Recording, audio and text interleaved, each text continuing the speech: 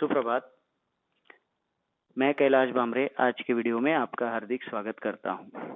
आज हम पढ़ेंगे अलंकार भाग 2, जिसमें अर्थालंकार की चर्चा हम करेंगे। आपको याद होगा कि इसके पहले वीडियो में हमने शब्दालंकार के बारे में जानकारी प्राप्त की थी। अब हम अर्थालंकार के बारे में और जानकारी प्राप्त करेंगे। अर्थालंकार, इस शब्द में ही इसका अर्थ छिपा हुआ है। अर्थ और अलंकार ऐसे दो शब्द यहाँ पर है, और अर्थ में जहाँ अलंकार यानी शोभा बढ़ाने वाले तत्व जहाँ अर्थ में आश्रित होते हैं, अर्थ में निहित होते हैं, अर्थ पर आधारित होते हैं, तो उसे अर्थालंकार कहा जाता है। अर्थालंकार की परिभाषा: जिस रचना में अर्थ के कारण चमत्कार उत्पन्न होता है वहाँ अर्थालंकार माना जाता है। मैंने पहले ही बताया कि अर्थ और अलंकार दो शब्द हैं। जहाँ अर्थ में अलंकार है यानी शोभा बढ़ाने वाले तत्व है, वो अर्थालंकार है। अर्थालंकार में सबसे पहला प्रकार जो है वो है उपमा अलंकार, जहाँ किसी वस्तु की रूप गुण संबंधी विशेषता को स्पष्ट करने के लिए किसी दूसरी परिचित या प्रसिद्ध वस्तु से उसकी समता प्रकट की जाती है, वहाँ उपमा अलंकार होता है। ध्यान रखिए, दो वस्तुओं में यहाँ समानता बताई गई है, और ऐसी किसी सामान्य वस्तु के रूप गुण की विशेषता बताने के लिए किसी विशिष्ट, बहुत बड़ी, बहुत प्रसिद्ध वस्तु के साथ, बहुत प्रसिद्ध परिचित वस्तु के साथ जब उसकी समता प्रकट की जाती है तो उसे उपमा अलंकार, ऐसी योजना जहाँ होती है वहाँ उपमा अलंकार होता है। उपमा अलंकार के कुछ उदाहरण देखते हैं। देखिए, पीपल पात सरिस मन डोला, नील गगन सा शांत हृदय हो रहा, किरण की लालिमा सी लाल मदिरा। अब हमने परिभाषा देखी कि उपमा अलंकार में किसी सामान्य वस्तु की समानता किसी विशिष्ट वस्तु के साथ उसके रूप गुण के आधार पर बताई जाती है।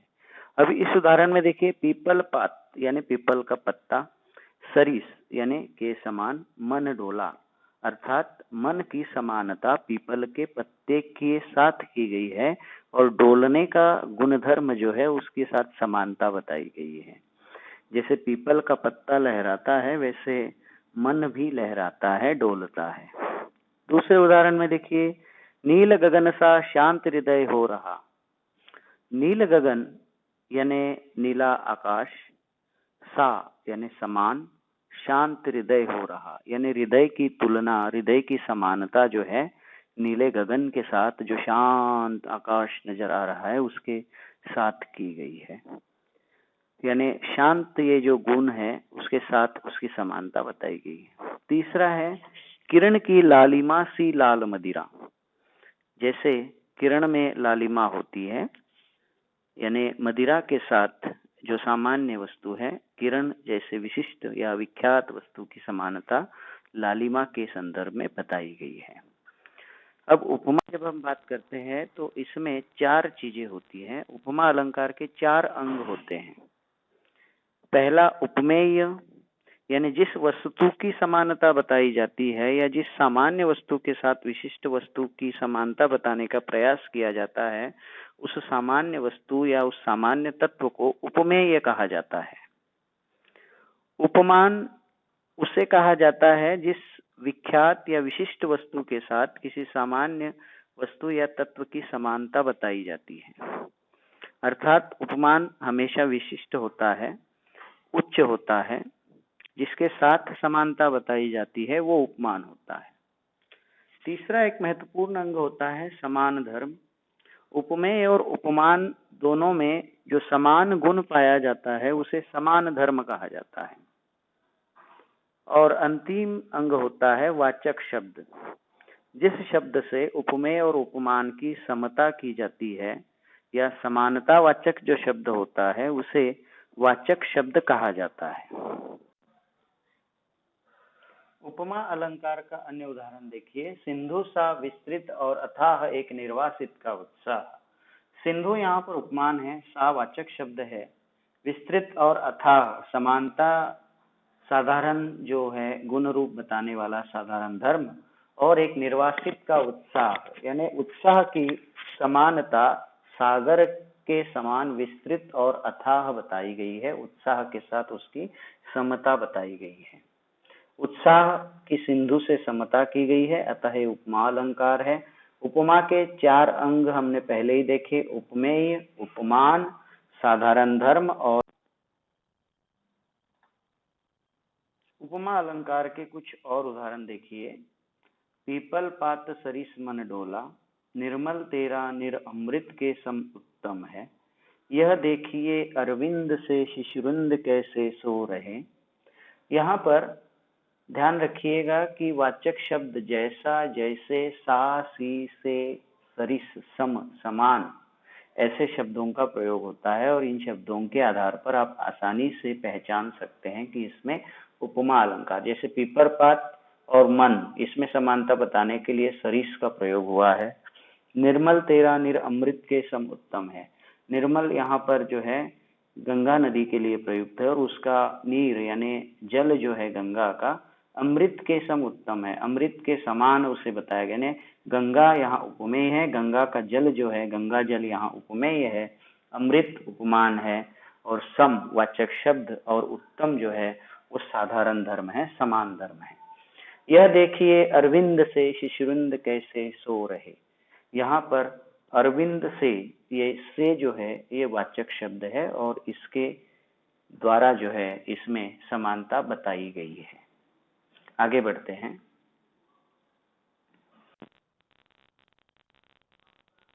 रूपक अलंकार। रूपक अलंकार जहाँ उपमेय और उपमान में अभेद आरोप किया जाए वहाँ रूपक अलंकार होता है। इसमें वाचक और साधारण धर्म लुप्त होता है। अब मैं आपको यहाँ पर बताना चाहूंगा कि उपमा अलंकार में हमने जो देखा, उपमेय, उपमान, समान धर्म और वाचक शब्द, इन चारों को बिल्कुल ध्यान में रखना है। और उपमेय उपमान तो आपको पक्का ध्यान में रखना है, क्योंकि उपमेय और उपमान उपमा के साथ साथ रूपक और उत्प्रेक्षा में भी आपको ध्यान में रखना है। उसी के आधार पर वहाँ अलंकार की पहचान आपको करनी है। तो यहाँ पर उपमेय और उपमान में अभेद आरोप किया जाता है। ध्यान रखिए, इस अभेद शब्द पर जरा गौर करना है आपको। अभेद मतलब जिसमें कोई भेद, कोई अंतर नहीं है, यानी उपमेय और उपमान में कोई भी अंतर नहीं है, दोनों एक है। दोनों को एक कर देना, उपमेय पर उपमान का आरोप लगाया जाना, ये रूपक अलंकार है। जैसे चरण कमल बंदो हरिराही, यहाँ चरण उपमेय है, कमल उपमान है। कृष्ण के चरणों को लेकर यहाँ इस पंक्ति में वर्णन है। चरण ऐसे हैं कृष्ण के कि मानो वे कमल के समान ही लग रहे हैं। तो यहाँ पर कमल के समान लगना उपमा अलंकार है।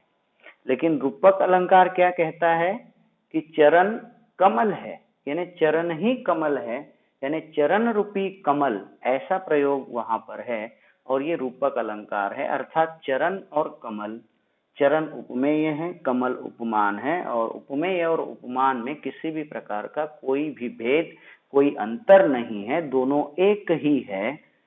चरण पर कमल का आरोप लगाया जा रहा है और ये रूपक अलंकार है। चरण कमल बंदो हरिराई। ठीक उसी प्रकार आये महंत बसंत, बसंत के लिए महंत कहा गया। गोपी पद पंकज पावन की रज जामे सिर विजय। पद पंकज ठीक उसी प्रकार है जैसे चरण कमल, पद यानी चरण और पंकज यानी कमल, चरण कमल का जैसा प्रयोग है वैसा यहाँ पर भी है, यानी दोनों में किसी भी प्रकार का भेद नहीं बताया जाता। पायो जी मैंने राम रतन धन पायो। राम रूपी रत्न यानी राम ही रत्न है, राम जैसा रत्न मैंने पाया है, ये राम रूपी रतन, राम रूपी धन, ये रूपक अलंकार है। अब बात करेंगे उत्प्रेक्षा अलंकार की। उत्प्रेक्षा अलंकार में भी उपमेय और उपमान को आपको ध्यान में रखना है। जब उपमेय में उपमान से भिन्नता होते हुए भी उपमेय की उपमान के रूप में संभावना की जाती है, वहां उत्प्रेक्षा अलंकार होता है। यानी उपमेय में उपमान का आभास जहां होता है, कल्पना जहां होती है, संभावना जहां होती है, वह उत्प्रेक्षा अलंकार है। इसमें प्रायः जनु, जानो, मनु, मानो, मनहु ऐसे वाचक शब्द होते हैं, और ऐसे वाचक शब्द जहां मिलते हैं वहां आप आराम से उत्प्रेक्षा अलंकार है ऐसा पहचान सकते हैं। उदाहरण देखेंगे, देखिए, चमचमात चंचल नयन बीच घूंघट पट झीन, मानो सूर सरिता विमल जल उछलत जुगमीन। यहाँ पर चंचल नयनों में जल से उछलने वाली मछली का वर्णन किया गया है, उसकी संभावना बता, मतलब वो नयन ऐसे लग रहे हैं मानो जल से जैसे मछली उछलकर तुरंत जल में चली जाती है, वैसे वर्णन यहाँ पर किया गया है। दूसरा है, देखो, उस काल मारे क्रोध के तनु कांपने उनका लगा, मानो हवा के जोर से सोता हुआ सागर जगा। मानो यानी ऐसा लग रहा है, कैसा कि हवा के जोर से सोता हुआ सागर, यानी जो सागर शांत होता है और वो जो रौद्र रूप धारण करता है, उसकी जो लहरें हैं तुरंत किनारे पर टकराने लगती है, और उसका जो खौलता हुआ रूप एक तरह से जितना भयानक नजर आता है, ठीक उसी प्रकार किसका रूप नजर आ रहा था?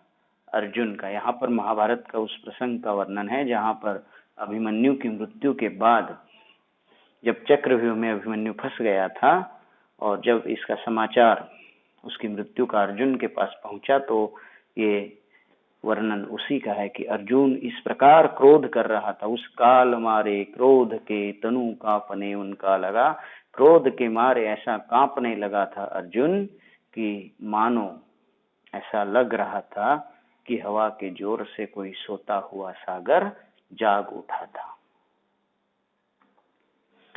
तीसरा है, देखो, हरिमुख मानो मधुर मयंक। हरिमुख ऐसा लग रहा है मानो मधुर मयंक हो। फिर एक बार समझिए, उत्प्रेक्षा जहां अत्यंत समानता के कारण उपमेय में उपमान की संभावना व्यक्त की जाती है, वहां उत्प्रेक्षा अलंकार होता है। इसमें वाचक शब्द होते हैं मनु, मनो, मानो, मनहु, जनु, जनो, जानो, जानहु, ज्यों। इस प्रकार उदाहरण देखेंगे, अतिशयोक्ति अलंकार अगला। अब अतिशयोक्ति अलंकार में दो शब्द हैं, अतिशय और उक्ति। अतिशय का मतलब अत्यंत बढ़ा चढ़ाकर, बहुत, और उक्ति यानी कथन। जहां बहुत बढ़ा चढ़ाकर कथन किया जाता है उसे अतिशयोक्ति अलंकार कहा जाता है, वहां ये अलंकार होता है। जहां किसी वस्तु का बहुत बढ़ा चढ़ाकर वर्णन किया जाए वहां अतिशयोक्ति अलंकार होता है। मतलब ऐसा कथन होता है जिस पर विश्वास करना वैसे बड़ा कठिन काम हो जाता है, लेकिन उस प्रसंग की तीव्रता को या उस प्रसंग को सजीव करने के लिए इस प्रकार का वर्णन जो है आवश्यक बन पड़ता है, और कवि इस प्रकार वर्णन करता है। जैसे उदाहरण के लिए आपने पिछले साल सुदामा चरित जो है उस कविता में पढ़ा था कि कृष्ण और सुदामा के मिलन के प्रसंग में जब सुदामा की अगवानी करते हुए उसके चरण धोने के लिए परात में पानी भरकर कृष्ण लाए थे, लेकिन परात में जो पानी है या उस जल को कृष्ण ने छुआ तक नहीं, और अपने आंसुओं के जल से ही सुदामा के पैर एक तरह से धुल चुके थे, ऐसी कवि ने वहां रचना की थी। पानी परात के हाथ छियो नहीं, नैनन के जल से पग धोए। अर्थात परात के पानी को स्पर्श भी नहीं किया और नैनों के जल से उनके पैर धुल गए। तो कृष्ण की जो भाव संवेदना है, उस भाव संवेदना को व्यक्त करने के लिए इस तरह का कथन कवि करता है। भले विश्वास नहीं हो पाता है, कठिन हो जाता है विश्वास करना, लेकिन कृष्ण और सुदामा का वो निस्सीम प्रेम प्रकट करने के लिए और सुदामा की दीन दशा देख कर कृष्ण की जो परिस्थिति हुई है, जो दुख उसे हुआ है, जो पीड़ा का अनुभव कृष्ण कर रहा है, उसे अभिव्यक्त करने के लिए इस प्रकार की उक्ति या इस प्रकार का कथन बहुत आवश्यक होता है और इसी से कविता का सौंदर्य बढ़ता है। तो ये अतिशयोक्ति अलंकार है।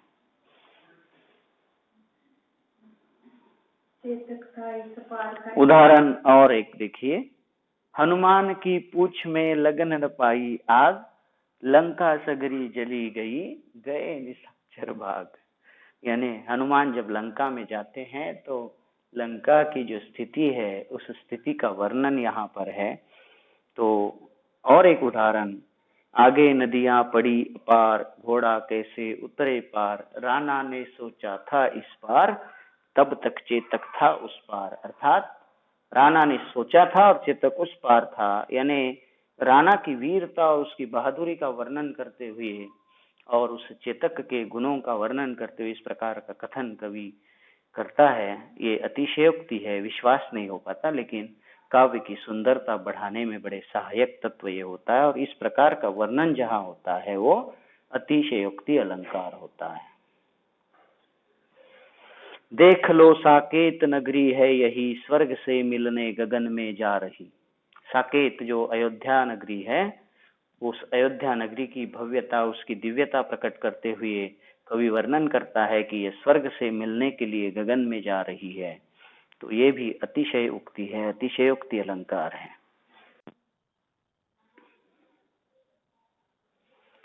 अगला अलंकार जिसका हम अध्ययन करेंगे है मानवीकरण अलंकार। स्वाभाविक है कि मानवीकरण यानी मानव की तरह कार्य करना। जब प्रकृति पर मानवीय क्रियाओं का या भावनाओं का आरोप किया जाता है, यानी जो मानव नहीं है, मानवेतर है, लेकिन फिर भी उन पर मानव की तरह कार्य करने का जब आरोप किया जाता है, प्रकृति मानव के समान क्रिया या भावना व्यक्त करती हुई प्रतीत होती है, वहां मानवीकरण अलंकार होता है। जैसे दिवसावसान का समय, मेघमय आसमान से उतर रही है वह, संध्या सुंदरी परी सी धीरे धीरे धीरे। यानी संध्या काल का समय और संध्या का वर्णन करते हुए कवि कहता है कि मानो संध्या जो है किसी परी के समान आसमान से उतर रही है। ये मानव की तरह उतरना, चलना, इस प्रकार का आरोप उस पर किया जा रहा है। संध्या को किसी मानवीय भावनाओं के समान यहाँ पर व्यक्त किया गया है। दूसरा, सोन जूही की बेल चौकड़ी भरती चंचल हिरनी। सोन जूही की बेल को किसी चौकड़ी भरती हिरनी की तरह बताया गया है। इस प्रकार ये 5 प्रकार के अर्थालंकार हमने देखे।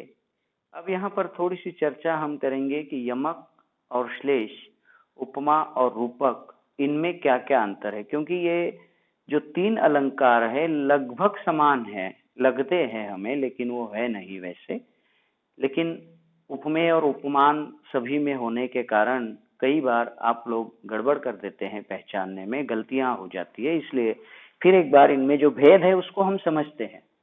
जैसे यमक और श्लेष में सबसे बड़ा अंतर ये है कि यमक में शब्द एक बार आता है, शब्द बार बार आता है और अलग अलग अर्थ बार बार उसका प्रतीत होता है। जैसे काली घटा का घमंड गता। यमक और श्लेष शब्दालंकार है, हम शब्दालंकार पहले ही पढ़ चुके हैं। तो शब्दालंकार में यमक और श्लेष दोनों लगभग एक जैसे लगते हैं, गलतियां होती, इसलिए इसको समझते हैं। यमक में शब्द बार बार आता है, हर बार उसका अर्थ अलग होता है। श्लेष में एक ही शब्द एक बार या एक से अधिक बार आता है, लेकिन जितनी बार आता है उतनी बार उसके एक से अधिक अर्थ निकलते हैं। जैसे नवजीवन दो घनश्याम हमें, यहाँ पर घनश्याम शब्द जो है एक ही बार आया, लेकिन एक ही शब्द के कई अर्थ निकलते हैं, एक से अधिक अर्थ निकल। जैसे घनश्याम शब्द बादल के लिए भी है और घनश्याम शब्द कृष्ण के लिए भी है। लेकिन यमक में क्या है कि घटा और घटा शब्द जो 2 बार आता है, एक बार उसका अर्थ अलग होता है, दूसरी बार उसका अर्थ अलग होता है। तो इस बात को आप ध्यान रखेंगे।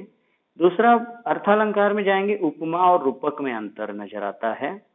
उपमा में 2 वस्तुओं, व्यक्तियों की समानता बताई जाती है। जैसे किरण की लालिमा में लाल मदिरासी, यानी समानता, उनका गुण जो है उसके आधार पर समानता बताने की कोशिश की जाती है।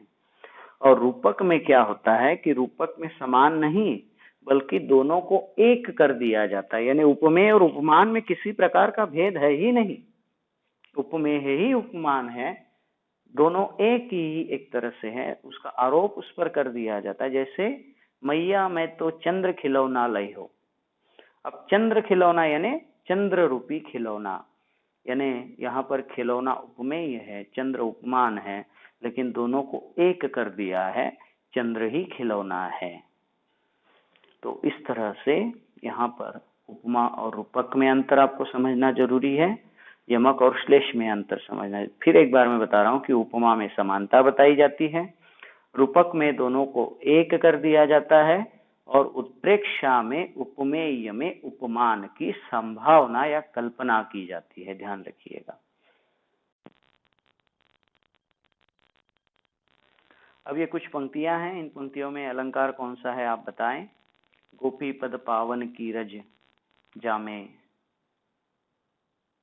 सिर भिजे, बरसत बारित बूंद, ले चला साथ में तुझे कनक ज्यों भिक्षुक लेकर स्वर्ण जनक, तब तो बहता समय शीला सा जम जाएगा, हरिमुख मानो मधुर मयंक, नभ पर चमचम चपला चमकी, माया दीपक नर पतंग भ्रमि भ्रमि इवे पड़ती, वह दीप शिखासी शांत भाव में लीन, कूके लागी कोई ले कदम्बन पे बैठी गेरी, राम नाम मनि दीप धरी जेहि द्वेरि द्वार। तो ये 10 पंक्तियां यहाँ पर हैं, उसके उत्तर आपको लिखने हैं अपनी कॉपियों में।